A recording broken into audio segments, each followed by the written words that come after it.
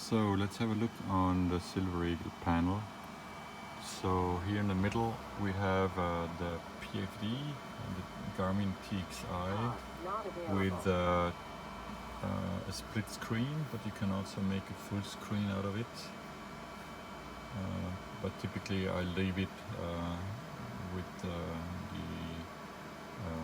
with the split screen that I have immediately here, also the map on the first view. The standby attitude indicator, which is directly correlated with the barrow. So if I'm turning here the barrow here, it changes the barrow here, and at the same time the barrow on the standby. So just one button to adjust the barrow.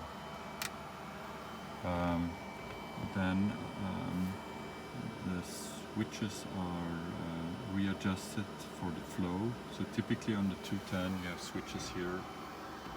On the downside they're not there anymore because they're not in the view, in a good angle of view.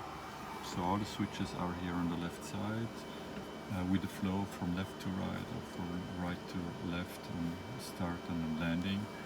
You have taxi and landing, you have ignition and pitot heat. You have then here all the switches for de-icing, inlet heat, prop, the boots and the windshield. And then you have here the other lights. You have a de-ice light, you have the strobe light, which is typically on, and the nav light, which is also on. So we see here all the switches, which are also illuminated, so you can see if it's on or off. So here we have all which is related to the cabin. You see here cabin altitude, and you can see if the change in the cabin altitude. So and here all the switches related to the cabin with bleed air, and here you can adjust the cabin altitude. So here in the middle you have the Autopilot, the SX 3100, with a very nice function which is indicated speed climb. So that's very on the Garmin 1000 it's called flight level change. Here it's indicated airspeed. Vertical speed is clear, and it has a level button, which is the safety button. So if you might go into a spin, pressing the level button might adjust the plane out of a spin.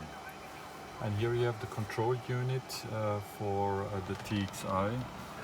Typically here on the TXI, if you don't have it, if you want to go on heading or altitude, you have to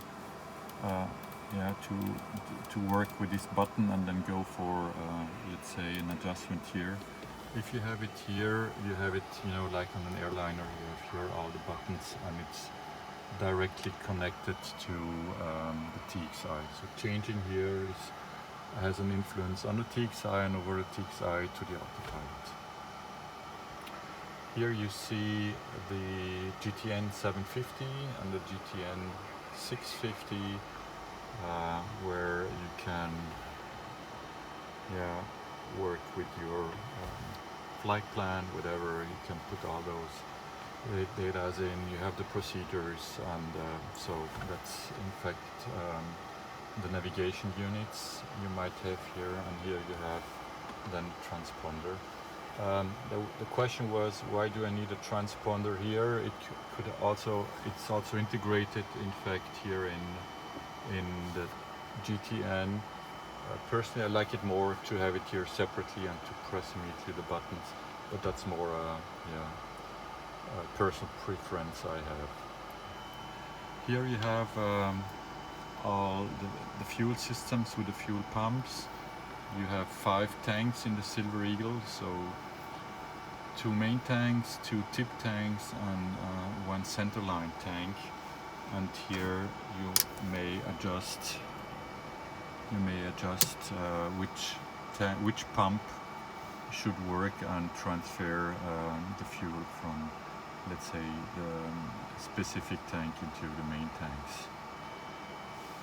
Yeah, and here on the right side you have the engine instrument monitoring system, where you have, let's say, the main data is here on the main screen, and you have then other screens with also, let's say, here the display of the other tanks, and fuel screen with fuel level. You have two ways of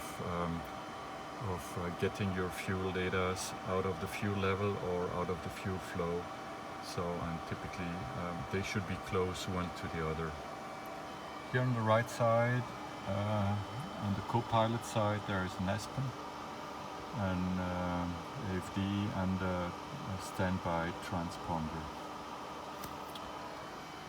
So, and of course there are also integrated systems here with weather, with a storm scope on one hand, and on the other hand also radar, which gives you then relevant information. You can also overlay the radar on the map, so that you might have the picture of the airplane, the map, and at the same time also the radar display on it. So that's in a nutshell the cockpit of the Silver Eagle.